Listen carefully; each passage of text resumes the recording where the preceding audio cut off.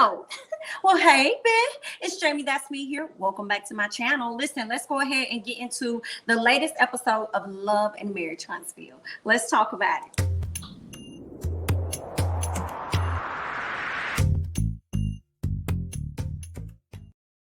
All right, we see Tisha and Marlo. They're sitting down, chatting it up, catching up with each other. She talks about the graduation party and how she thinks it was a great time. She felt as though it was no drama, and it was because it was no Wanda, okay? And y'all know Wanda is her mama. So because her mama wasn't there, she feels like it was a no drama. Okay, girl. All right, she tells him about the conversation that she had with Kimmy and how Kimmy brought up, basically she said she addressed some of the issues or whatever with Kimmy. And then Kimmy ended up telling her, like, listen, when Kyle was going against me, y'all didn't have my back, okay? So you didn't stand firm for me, so why you want me to stand firm for you, okay? I stood by the side of the truth, not just because you chose to tell a lie, girl, that ain't got nothing to do with me, all right? Now, Marlo feels as though her family, well, first of all, he was glad that they were able to have the conversation or whatever. But then he kind of switched gears and brought up her family and says, I feel like your family came there on a mission. She was like, on a mission? He was like, yeah, what kind of, she was like, yeah, what kind of mission? He was like, a mission to check Marlo. I said, no, a mission to be on TV. That's what they was giving. They was giving, I'm glad to be here. I'm happy to be here. This is going to be my opportunity. I want everybody to know that Tisha is indeed my cousin or my sister. Get into it, or my niece. All right. That's what they were giving. Like, I'm so glad to be here. Marlo says that her family believes he had an outside child. And he goes on to tell Tisha that he'll forgive her if she did have an outside child. She said, that's fine. I appreciate it, but you don't need to do that on my end. Okay, but I tell you one thing. All right, if you had an outside child, baby, you don't ever have to worry about it because I'm going to take you for everything that you got. He said, well, you already got everything that I have. She said, okay, well, just know that you'll have nothing.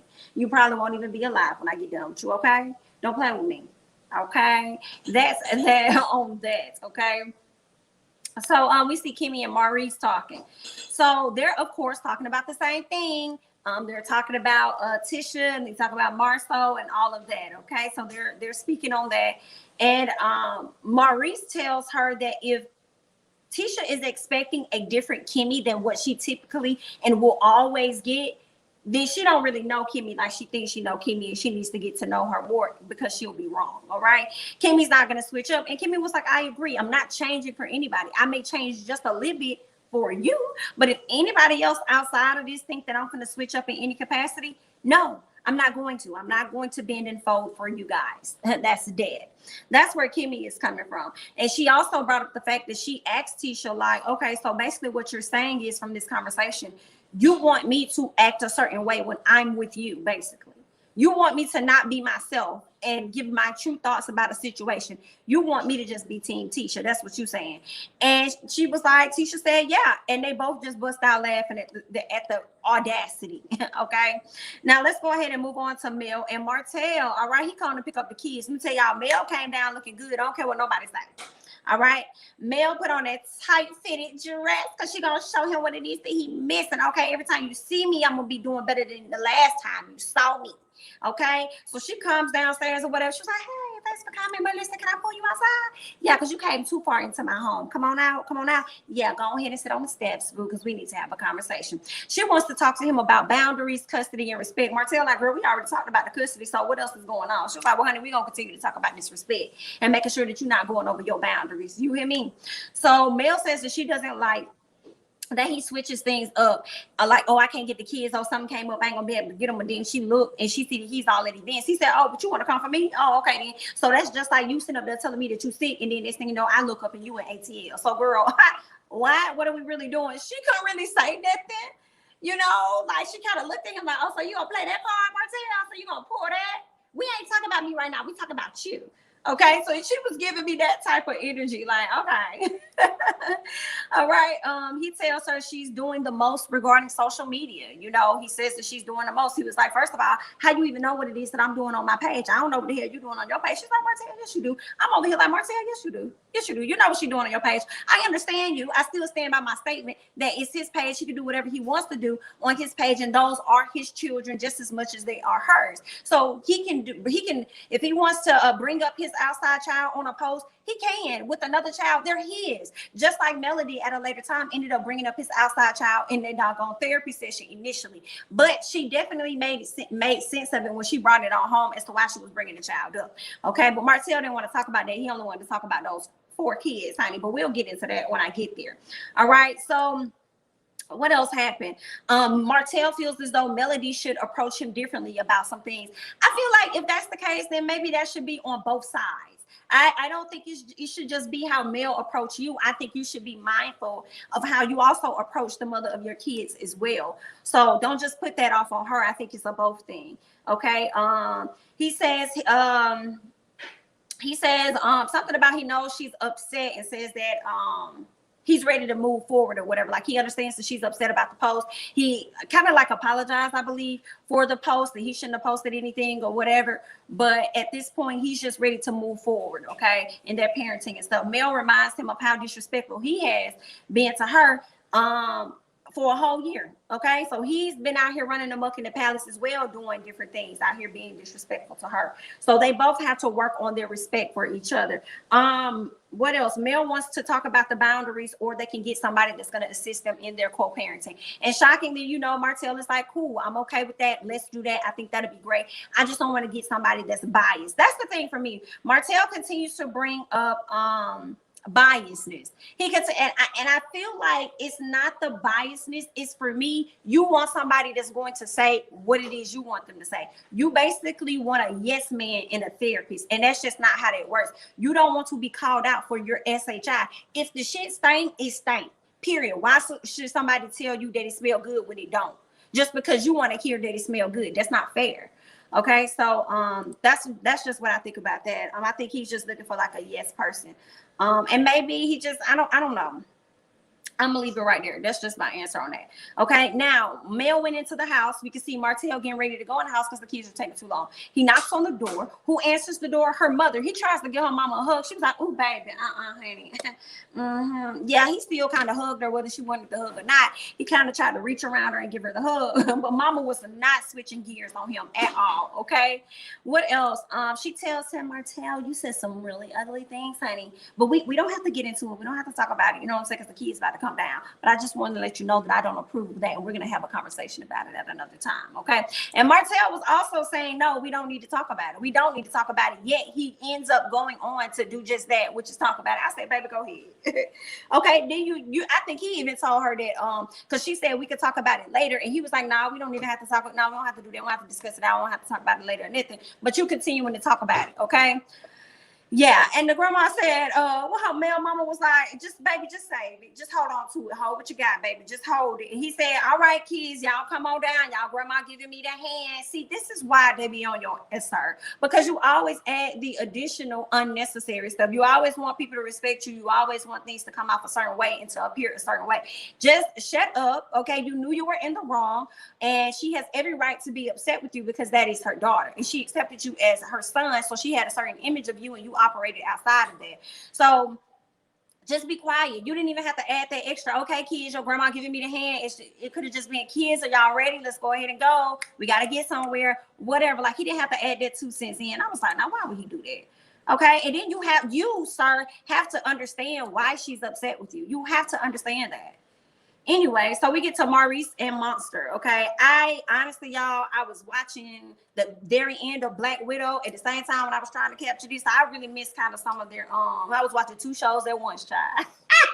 So I kind of missed some of what was going on between Maurice Monster, and Kimmy. Moral of the story is little man want to work. He want to get paid, but he don't want to do no work.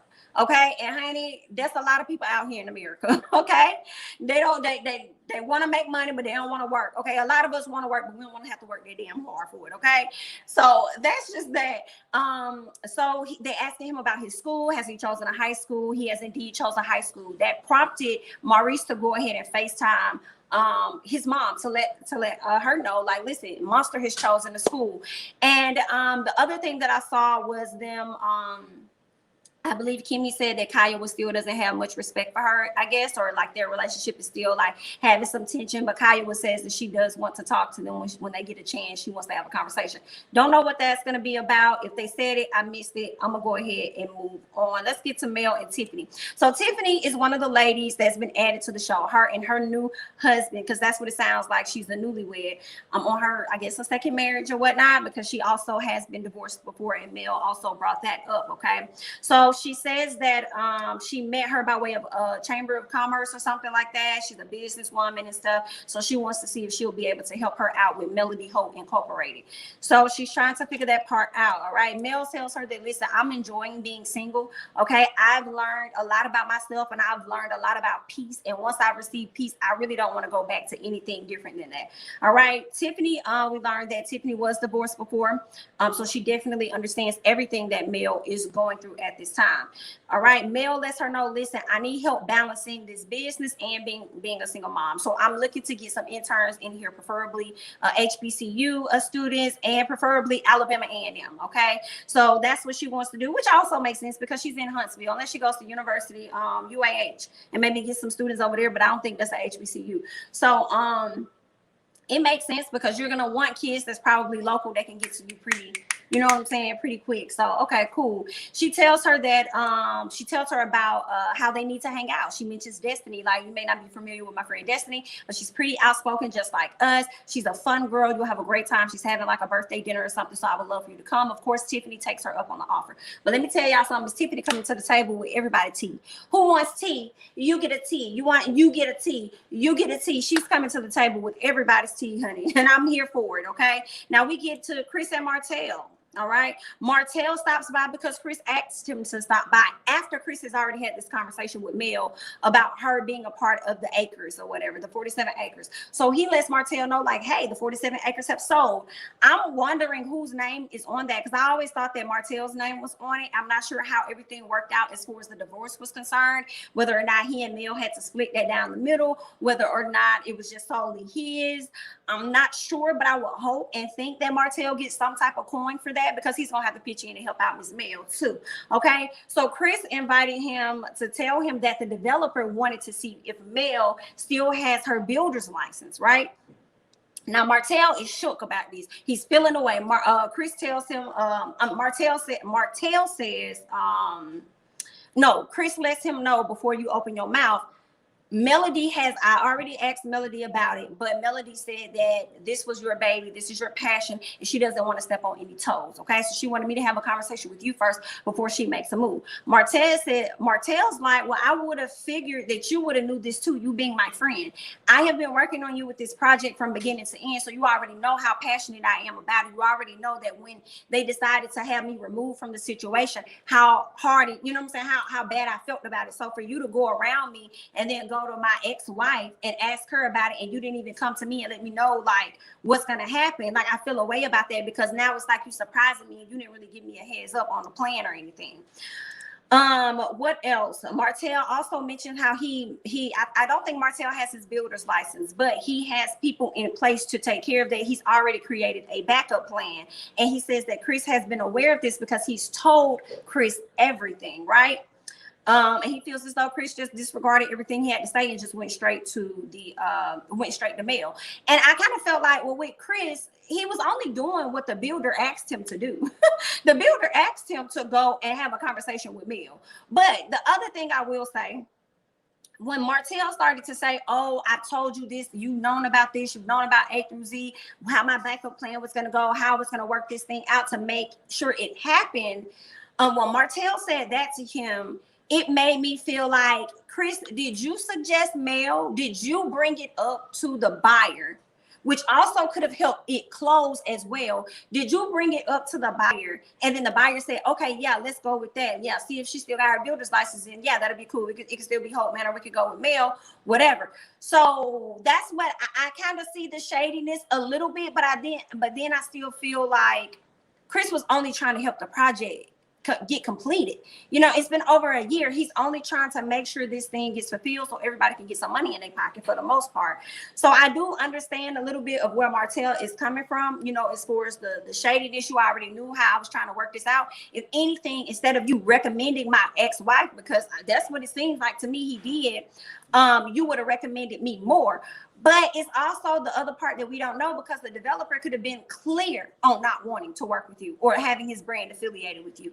It could have been clear that that was the case. So he tried to give him the next best person, which would have been Melody Hope. Now, Martell, it sounded like for a second, I was like, so are you upset that Mel may be building the houses, but you shouldn't be upset because they're still putting food on the table and securing, you know, household and stuff for your children. So you really shouldn't, you know, be mad about that. But I don't know if he's really mad about Mel doing it. I think he's mad more so about how Kris went about it. But I could be wrong based on how the scene ended at the end of the show. So what else did he say? Kris says that, look, I was looking at this like a business move at the end of the day. Martell said, no, sir, don't tell me that, baby, because you can't tell me it's a business move, because you and I, we see each other, we friends, okay? Understand that very clearly. And I was looking out for friends to put money in your pocket, okay? So why you can't look out for me and put money in my pocket? I'm sorry. I understood that a bit. Like, yeah, he may have done wrong. He got to pick up, he got to deal with where he's at. But it's like, yeah, if you are my friend and you would have never known about this project till I brought you onto this project, why not look out for me too? You know what I'm saying? Why not try and look out for me and put some money in my pocket? You know, I'm going through this divorce. You know, I got to pay this, pay that. I still got kids I got to take care of too on my end. You know, I'm over here struggling. If you my friend, why you ain't look out for me? Okay, so I definitely felt like I understood where Martell was coming from. But then some part of me feel like, yeah, but your kids still going to be taken care of, especially if Mel do it. So are you really losing? You know? Are you really losing? So y'all leave y'all thoughts and comments down there about that down below. Let's go ahead and move on to Mel and Martell. Okay, so they get ready to link up and go to the therapist's office, right? Or whoever she is, the lady that's going to help out with co-parenting. So Mel talking about how she had to change her hair up, honey. She said, oh, I had to change my hair up because I think he complimented it. And she was, I had to change my hair up, honey, because word on the street is you the one who put me up on blonde. And I had to let them know you ain't finna put me up on anything else. You hear me? So yeah, get into it. They go in, they headed to therapy. That's when Martell brings up the biasness again, and that's what was bothering me. And I'm like, Martell, you've been biased your entire marriage, if you ask me, or majority of it, because you was biased to the side chick. You wasn't adhering to what your wife was saying and how you need to stop messing with this woman. You wasn't putting your family first. You kept messing with this chick. So you was biased this whole time. So stop talking to us about biasness. Stop talking to us about that. You want some yes men and all of that. Stop doing that. Okay? If you're going to sit in it, stand. What did New York say? If you're going to sit in it, stand in it in all shades, okay? If you're going to be in it in all shades, sir. And stop looking for yes people. Just deal, okay? So Martell felt as though Dr. Francis wasn't relatable. Dr. Francis was the one that helped you go and link up with your daddy. Had he not dived in some conversation to get you to reconnect back with your father, but Dr. Francis wasn't relatable, but you continue to go to him for at least a season and a half. Child, bye. I don't know what Martell talk about. He just don't want to hear the truth from nobody, so he just stopped messing with him, child. That would sound like the me, girl. Okay. So, what else happened? Let me go up. All right. Martell says the kids are good, so the therapist is asking how the kids are doing. Do they need therapy or anything? Martell says no, the kids are good. He doesn't want to get them therapy and create an issue that isn't there. And I'm like, how do you even know? Like, you sure an issue ain't there? Okay, so that right there made me think that you really ain't paying attention to your kids, even though you do get them. So you're not paying attention. Okay, got it. So, and Mel is like, So the therapist is like, well, what do you think? She was like, honey, I think that Martell has the same mindset as a lot of people in the Black community. She was like, oh, girl, what's that? She said, people that don't think they need therapy, everything is fine, everything is okay. Let me tell you, there are differences between all of my children. One of them is more reserved. The other one is writing, songs and stuff about their heartbreak and breaking up the family. And then you got another one that has resentment for their father. Girl, it's a lot going on. So I don't know what he thinks he needs to see, but I think there are some issues that need to be worked out. Therapist was like, well, Martell, what are your thoughts? He agrees after hearing that stuff from Mel. Okay, after hearing that from Mel, the kids need therapy. And then here's the thing for me. Martell complains a lot about this song, Mel, when it did, and just complained about just different things as far as the kids and Mel. So with those things that you've complained about, you don't think that the kids need therapy? You still think that everything is good? You was complaining about your daughter up there singing the song and doing this and doing that. All this that you had to say on social media. If you feel as though their mother isn't around and she's absent, what do you think that they need therapy for that too? See, that's your issue. You don't like to acknowledge things, so you are definitely stuck in that phase of quote unquote whatever the Black community thinks as far as they don't need therapy, because that is so prevalent to me in just your day-to-day conversations with people. You don't like to be checked, and therapy doesn't always have to be checked, but it's going to cause you to deal with issues that you're not willing to deal with, and you're not going to always like it. And that's what Martell, he's giving me Scott from Married to Medicine. Get it together, baby, okay? What else did I want to say? He talks about how he's had it rough for the past year. He talks about how his finances is definitely taking a hit. It's certain things he's wanted to do with his kids that he used to do that he can't do anymore.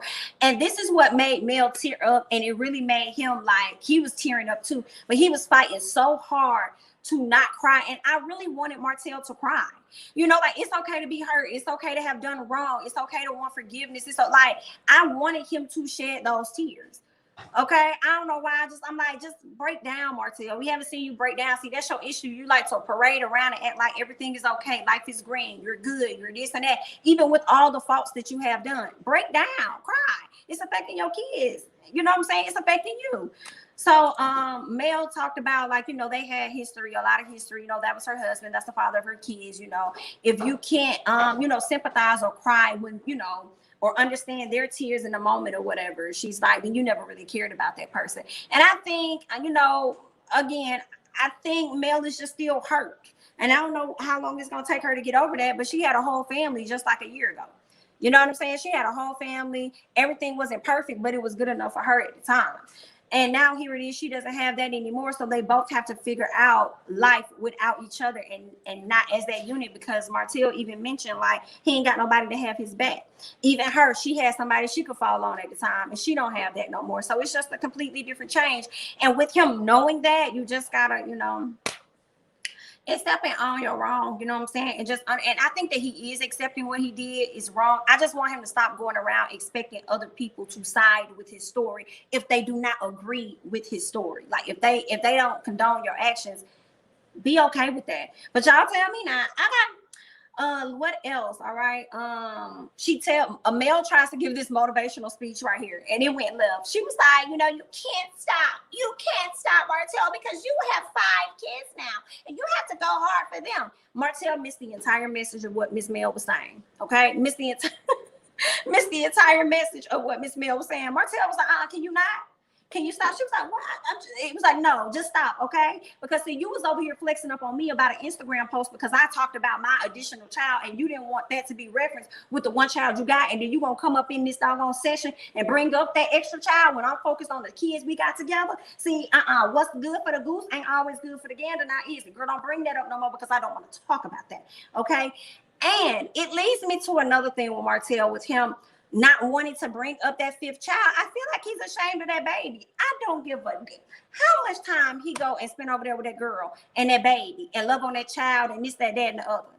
Some part of me is like, I think he may love the child, of course, it's his, but I feel like he resents the hell out of that child based on his own situations. Like, America knows now, it's out. You confirmed it. You went on the Steve Harvey Morning Show. You did all of this. So is there really, you even made a post about it. So is there even an issue about her bringing that up into the session? And it actually was a good thing that she brought it up, because it allowed the therapist to tell her story as well. Because Mel was like, well, listen, with these kids don't know that they have another sibling. And I'm like hell they don't. If you done sat up there and been arguing with this man in front of these kids this whole time about him cheating and him needing to stay home and keep his penis in the household and all this stuff you're telling him, those children know about an outside child, period. So they ain't meet them, but they know about them. So she just wants to see what it's going to look like for Martell as he brings in those children to meet their sibling.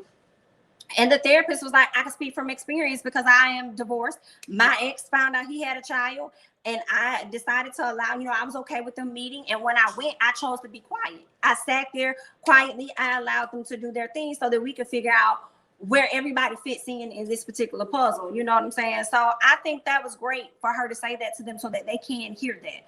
and know that it'll be all right. You know what I'm saying? Y'all just figure it out and stuff.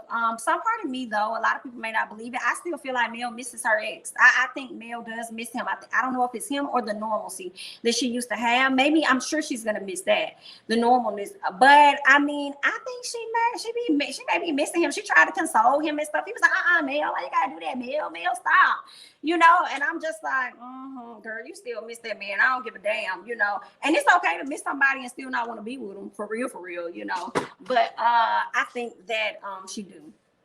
I do think that I think they miss each other. You know, she definitely called him out about him wanting to see her like every what she said, like every other week you call him, you asking me to get back together. He tried to deny it and then only to turn around and confirm it and say, I wouldn't do that if we didn't have kids. And it's like, well, why you sitting up here lying, saying you don't say that, only for you to turn around and say that that's what you do. That's why Mel said thank you. Thank you. Like, thank you for confirming. Anyway, so they leave the session. Of course, Martell loved it because she wasn't biased. Yeah, she wasn't biased. She did a lot of listening and plugged in, you know, in a few areas. You know, it was a good session. Okay, so we're hopeful for the co-parenting of Mel and Martell. When they get outside, everything appears to be okay. He brings up the 47 acres. He appreciated her for having his back. He said he talked to Kris. Kris told him how she, you know, felt as though that was Martell's thing, so she don't want to step on no toes. Okay, and he says that I just don't like how Kris went about it because we are friends. And Mel said, well, wait a minute, because I feel like all of us are friends, not just you're just friends with them. I think we're all friends, you know. And then he tells her to stop being difficult with him. I'm like, how's she being difficult if she giving you her own opinion? And that's what I mean by Martell wanting yes people, telling her stop being, but that's how she sees it. That's how she sees it. She feels like y'all, everybody's friends.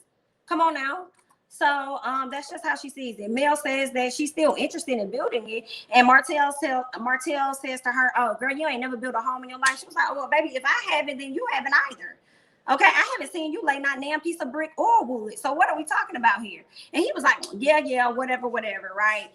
I agree and believe Mel that he has not lifted anything. He just sat up there with the other boy, with Kris, and said that he failed his builder's home license or whatever, like 7 years ago or however many years ago. And I'm like, did you ever go back and try to get it again? Or you figured out your lane? Because it sounded like he figured out his lane with real estate and kept going with that. And now that things aren't panning out on that end how they were, he's trying to figure out another angle, which is probably go and get his builder's license. Okay. So yeah, that's that on that. You know, that's all I got for Love and Marriage Huntsville. I want to hear you guys' thoughts and comments down below. Okay, go ahead and chime in. Let me know your thoughts. I'm Jamie. That's me. Don't forget to like, comment, subscribe, share my videos. Follow me on Instagram and Twitter at Jamie. That's me. And I'll catch you guys in the next one. Bye bye.